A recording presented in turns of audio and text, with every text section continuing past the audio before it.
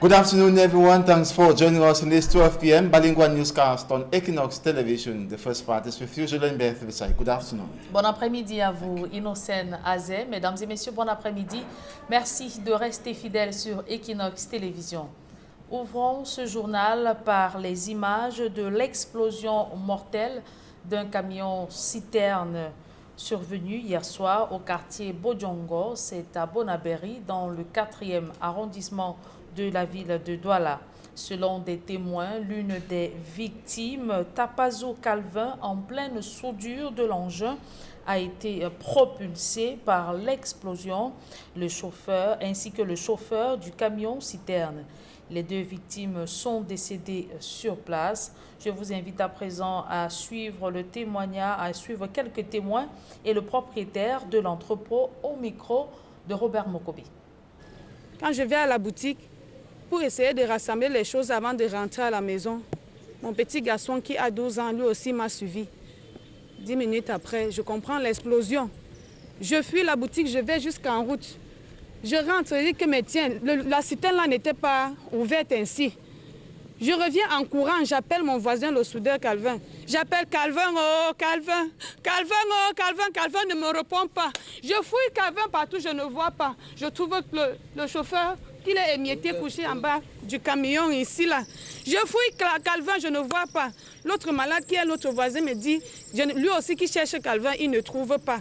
C'est là où je me retrouve, je trouve Calvin couché près de cette citerne ici là, en train de se battre comme ça, se battre. Je n'ai pas pu me retenir, je me suis allongée à côté, appelée au secours, venez me sauver. Oh Calvin. Nous étions en plein séminaire et subitement, nous avons entendu un boom. Et quand on a regardé à côté, on a découvert que nous avons les nacos qui sont complètement cassés dans l'église, le plafond du caveau qui est descendu et les frissures même au niveau des murs à l'église. C'est ce que nous avons. Et le sol a vraiment tremblé hier soir. Le sol a vraiment tremblé. Si ce bâtiment n'était pas solide, il descendait. On vient de m'appeler qu'avait eu un petit choc ici. Là. Il vient comme ça, on m'a dit que c'est même un petit choc. Mais il vient plutôt, je trouve que la citerne est tellement déchirée. Tellement déchirée jusqu'à couper même son bras. Mais on ne vous a pas narré ce qui s'est passé? On a seulement dit qu'il était en haut en train de souder. Il est entré en haut en train de souder. Avec toutes ces compressions qu'on a soudées là.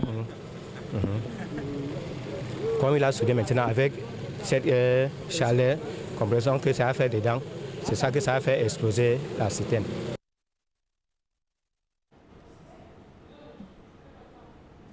Vous venez de suivre quelques témoins de l'explosion survenue hier soir au quartier Bodjongo à Bonaberi dans le 4e arrondissement de la ville de Douala. Une explosion survenue dans ce quartier. Parlons à présent d'autre chose. Que se passe-t-il à Kribi? Son district de santé enregistre 800 cas de choléra et plus de 32 décès. La prison principale vient d'être infectés, 4 cas déjà confirmés. Les signaux sont au rouge dans la cité balnéaire. Joseph Abenabena. C'est ici à Londi, village des pêcheurs, que l'épidémie du choléra s'est déclarée. Le gouverneur du Sud, Félix Ngelengele, s'est rendu compte par lui-même de l'ampleur de la maladie. Le choléra, notamment l'hygiène corporelle. Je crois qu'il va également falloir mener ici les activités de vaccination et de traitement des malades. Au-delà de plusieurs autres foyers dans le district de santé de Kribi, c'est la prison principale qui est déjà infectée du vibrio cholérique. Une situation qui préoccupe le chef de district de santé de Kribi. Sur le plan clinique, il y avait tous les signes. Et sur le plan biologique, à partir du TDR qui s'est positivé, et immédiatement signalé comme depuis un certain temps, il y a le choléra dans la ville, étant déjà débordé. Nous avons eu le soutien des Médecins sans frontières qui ont installé l'unité de prise en charge dans le district. J'ai donc fait appel au chef projet pour qu'on met rapidement l'ambulance pour aller chercher le cas qui était dans un plan C de déshydratation. Nous nous sommes donc allés en prison pour prendre le malade, le conduire en urgence dans l'unité de prise en charge. Avec l'installation de cette unité de prise en charge de Médecins sans frontières ici, la prévention par la vaccination a été amorcée sans toutefois atteindre la prison. Étant donné que Kribi est dans l'aire de santé de Kribi, la prison est dans l'aire de santé de Kribi, à Mokolo. Il y a eu des équipes parce qu'on a fait un lancement à Mokolo. Il y a eu 2 lancements. Dans la ville, on a lancé à Mokolo et Kribi, et la prison fait partie de ce quartier. Donc tout le monde était au courant de cette campagne. Mais vous savez que la prison, c'est une zone très très sensible et délicate. Mais les gardiens de prison, si vous allez là-bas, vous faites vos enquêtes, vous verrez que certains gardiens de prison ont pris leur vaccin. Ça prouve que les vaccinateurs sont passés là-bas, mais on ne pouvait pas entrer dans le milieu cancéral parce que c'est hautement sécurisé et tout. Bon. Mais qu'à cela ne tienne, nous avons eu des échanges. On a appelé les dirigeants de cette prison en leur disant que voilà, il y a la campagne. On souhaiterait venir là-bas pour vacciner. On attendait donc leur réponse parce qu'on n'y entre pas n'importe comment. Avec la surpopulation de ces milieux carcérales et la difficulté d'une prise en charge effective de l'hygiène et de la salubrité, les professionnels de la santé redoutent une propagation sans contrôle de cette épidémie qui compte déjà plus de 800 cas et 32 décès. Le journaliste Lindovi Ndio respire désormais l'air de la liberté. En service au quotidien La Nouvelle Expression, il a été arrêté durant la couverture médiatique des marches du 22 septembre dernier, initiées par le mouvement pour la renaissance du Cameroun. Sans avoir commis un crime ni la moindre infraction, il a passé plus de 24 heures au commissariat central numéro 1 de Yaoundé.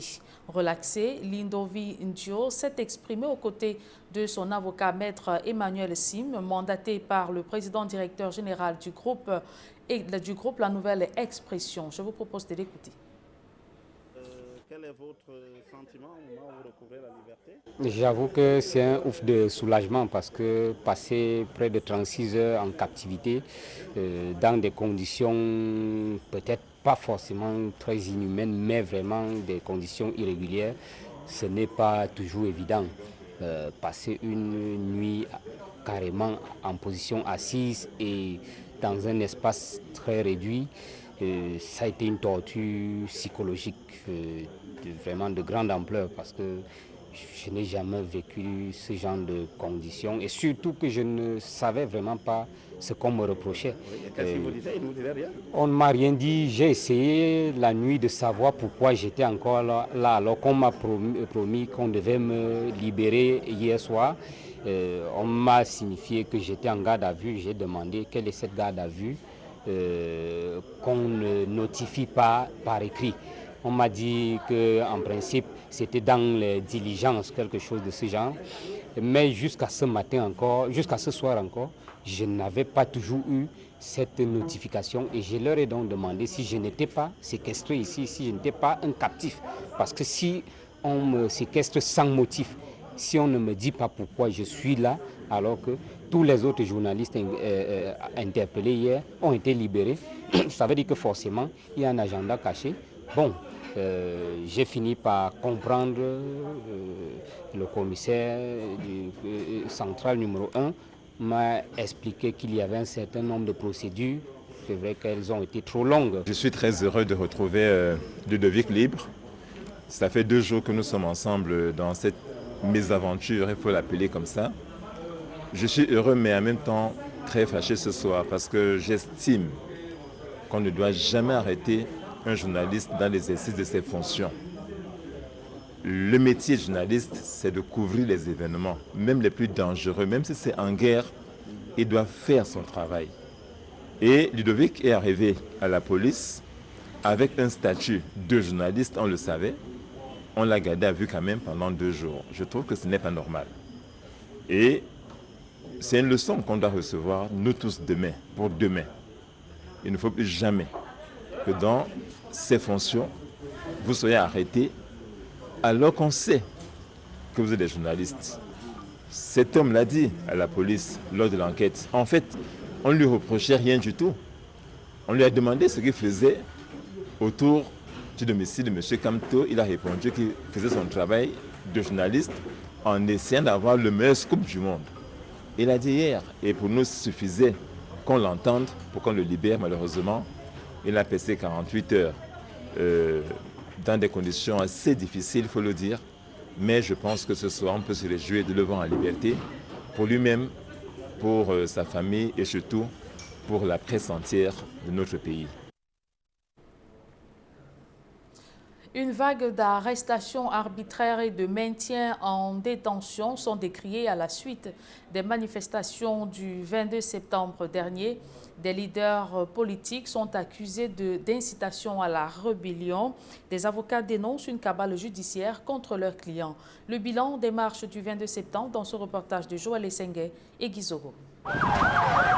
Après les manifestations du 22 septembre, le collectif des avocats des manifestants fait le point sur les arrestations intervenues à cette occasion. Nous avons arrêté un bilan provisoire aux environs de 14h-15 heures qui signale un chiffre de près de 589 arrestations sur toute l'étendue du territoire.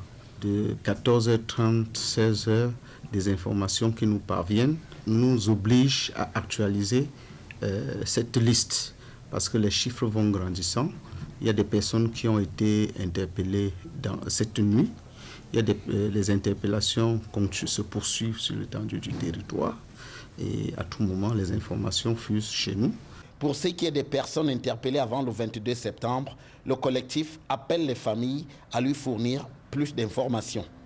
Et pour des personnes interpellées avant le 22, nous n'avons pas encore tous les chiffres exhaustifs et appelons les familles, dès que nous allons publier les listes en notre possession, de nous aider à signaler les cas des personnes interpellées et qui ne figurent pas sur nos listes. Nous le disons parce que le collectif déplore le fait que dans des unités d'internement, il n'y ait pas de possibilité d'accès à des registres renseignant sur les personnes qui se trouvent dans leurs unités.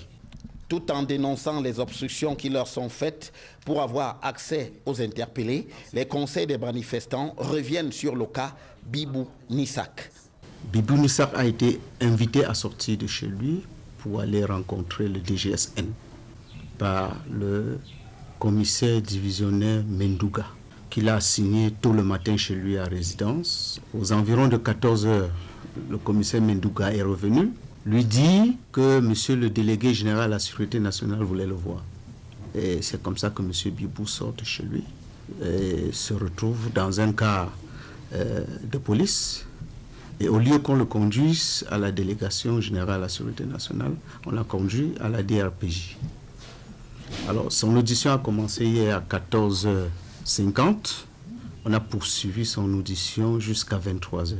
Le cas du professeur Alain Foguet est aussi l'objet de l'attention des avocats des manifestants. Le professeur Foguet est la dernière personne à être interpellée. Il est invité au groupement, comme s'il allait à une réunion. Il se retrouve au groupement et puis au 7. Je l'ai vu, je l'ai consulté avec les 3 autres personnes qui étaient avec lui. Et les 3 se portent bien. Enfin, si l'on reste sans nouvelles du professeur Maurice Kamto, il est fait état d'arrestations autour de son domicile. On signale environ 80 personnes qu'on a arrêtées à l'entrée du domicile et qu'on a déportées, qu'on aurait déportées vers des centres que nous n'avons pas encore pu identifier. C'est donc un bilan en cours d'actualisation des manifestations du 22 septembre qui est fait par les conseils des manifestants.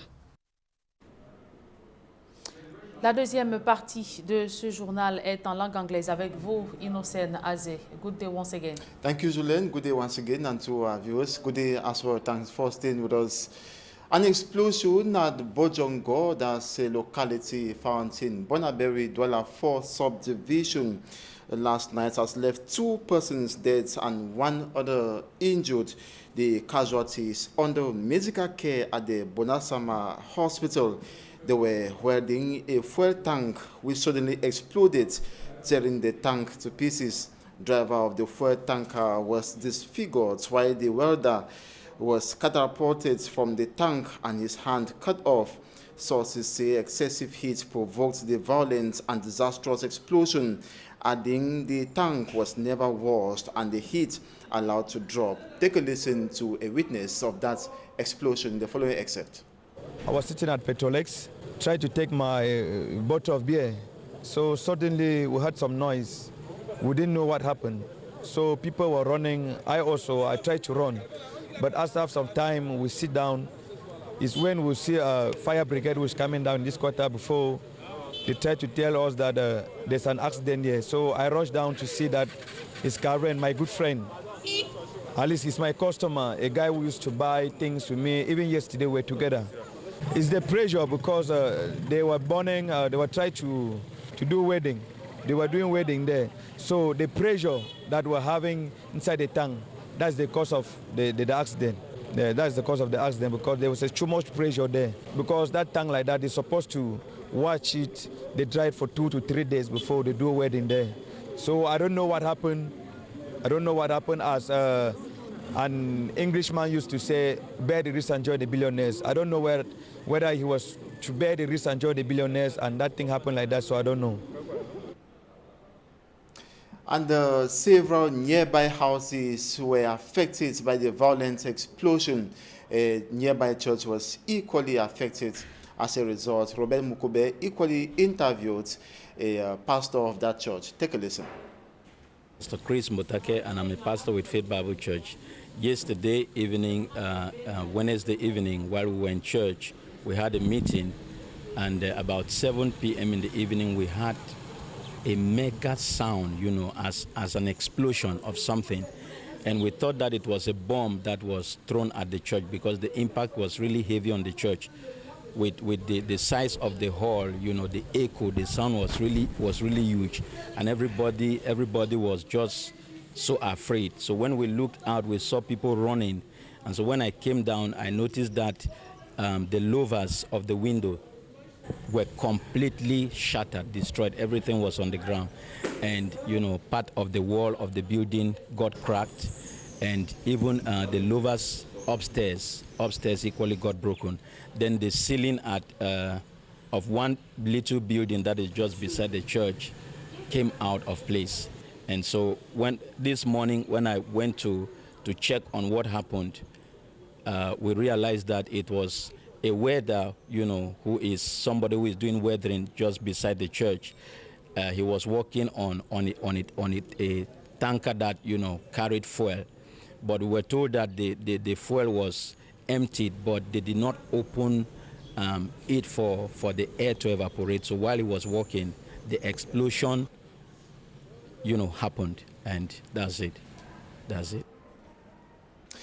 And we talk something else. Lives of 5 young men have been wasted. That was on Wednesday in Lisoka, Moya, in Boya subdivision of the Southwest region. Amongst them are 2 sons of a woman who has not been able to contain the shock. It is alleged she collapsed and died, though other sources debunk this. No one accepted they were Amber Boys and the cry gods, while the innocent civilians were killed like chicken on Tuesday in Gomgram, a locality in Bamenda Mezam division of the Northwest region. 5 young men were also wiped out in the military operation Bamenda Clean. Locals had refuted allegations they were separatist fighters. Thus, at least 10 persons have been unscrupulously murdered in less than 24 hours in Cameroon's northwest and southwest regions, allegedly by separatist fighters hunters. And now we take you to Livanda, that is found in Limbetu subdivision of the southwest region, where some youths have been protesting against the illegal occupation of the Livanda piece of land that's 50 hectares that's been disputed over by the chief and equally an individual. Davison Maimo tells us more. Placards carrying different messages with one objective are planted in different locations within the parcel of land at Maitu in Limbe by the Niger-led camp. According to Niger Car, the administrative court in Buea ruled in his favor as the owner of the 50 hectares of land. And I've restored the village. I brought the land.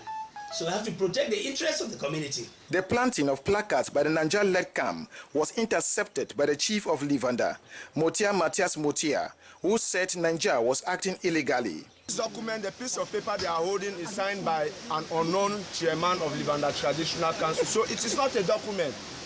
So people don't make themselves authorities. The courts of law and the forces of law and order will look at the document and will see if it's an order given by either the DIO, the State Council, the Procureur General, or the Senior Divisional Officer for PACO or the Governor.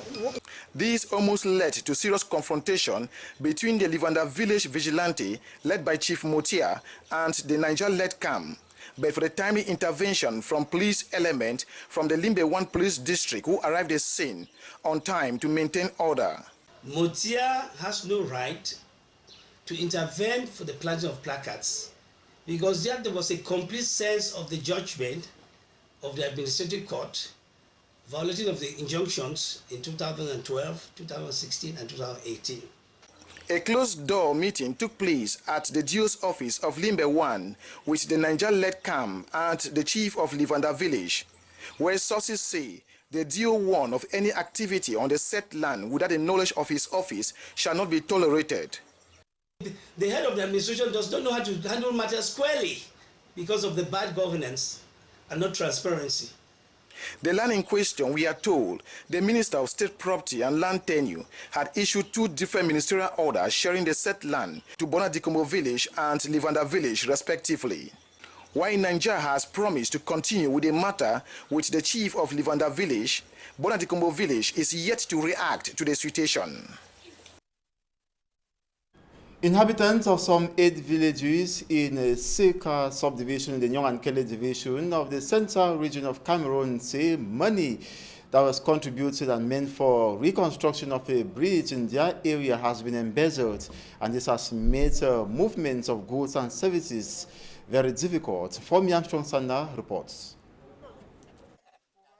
Situated 10 kilometers away from Ezeka, Limoliho and 7 other villages risk being completely cut off from the rest of Ezeka subdivision.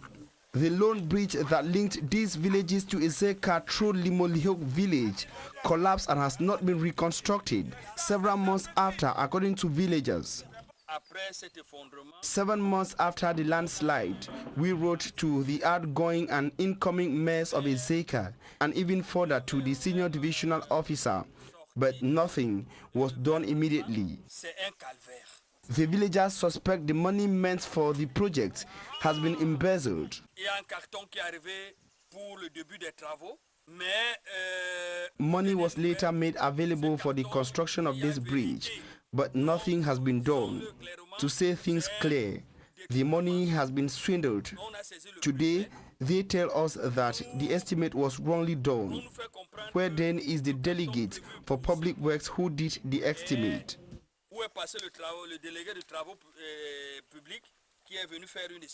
Recalling that the 8 villages concerned are the breadbasket of Ezeka subdivision, the villagers say moving goods to and from Ezeka on the broken bridge is a veritable nightmare. Il s'agit ici de 8 villages. Voyez les difficultés. I am one of the largest producers of red oil in this area, but to get our produce to the market is a problem. One is obliged to hire villagers to get produce across the broken bridge. Ici, même quand c'est le deuil, on est obligé de porter le cercueil sur la tête. They say what must be done should be done fast in order to save Central Ezeka from a possible food crisis. Reacting to the September 22nd nationwide demonstration in Cameroon, Dr. Ningwanyam, an opinion leader in Cameroon, says the protest was not a failure as outlined by some Cameroonians. He thinks the context should be considered, but its divided opposition has missed the chance to rule Cameroon. Take a listen to him. I have been following up media commentaries social media and television, people say, oh, it was a failure, it was a flop, some others say it was a success. But what I want to tell everybody is this, for those of you who did the sciences, is that when you carry out an experiment, you define the conditions under which the experiments were carried out, and you can only interpret the results when you keep in mind what was happening in the ambient environment. Now, if you carry out a chemical reaction at 24 degrees centigrade, the results are different from carrying out the very chemical reaction at 10 degrees centigrade. What was the ideal conditions for the march? The ideal conditions for the march would have been that, you know, if the military and the police came over and they just stood around the roads, just like they did in Bamenda sometimes when the Anglophones were marching, you saw the Anglophones march, many of them came out in their numbers and marched, and they were the police by them, and the army did not brutalize the people. You saw that the people came out and expressed themselves. And actually at the end of the day, the people felt kind of like respected. And if we had continued in that vein, actually the Anglophone problem would have been solved. But here we are, you know, the question we should be asking, did the people stay back at home because of intimidation, or they stayed back at home because they didn't like what Kamto was saying? You know, those are the two questions we ought to be asking. And therefore, to say that Kamto failed, or the march failed, or this happened, you know, or make a mockery, you know, you can't draw those conclusions because the right conditions were not available, and what we should be looking for is peace in the country and not making a mockery of each other. Making a mockery of each other makes a bad situation worse. Whether he succeeded or not, let's answer this question and see how we can make our country go forward, how we can grow the level of happiness in our country, and how we can grow the level of participation in our country. In the next season, it is the progressive CPDM that will take over, because the opposition have had the opportunity of doing something in the nation if they could come together. There are so many of them, 350 of them, so that's why there's disorder. But if they could agree on basic things and come together, they would change the system. But because they cannot agree to come together, what is going to happen is that it is the progressive CPDM that will take over in the next season. And for that progressive CPDM to succeed, they will have to copy all the best ideas from all the 350 political parties that we have. I said the best ideas, and those best ideas are not more than 10. And then implement all those ideas, and that will be the end of opposition, that will be the growth of Cameroon, and we'll just have to work together like the Chinese and we'll grow. And that's it for this 12 p.m. bilingual newscast on Equinox Television. Thanks so much for watching. Do have a wonderful day. Julien Bert, bonne journée à vous et à demain. Je vous souhaite également une agréable journée, Innocène Azé. Mesdames et messieurs, merci d'avoir suivi cette édition bilingue du journal. Retrouvez dans quelques secondes Immaculée Forgoué pour votre quotidien santé en langue anglaise.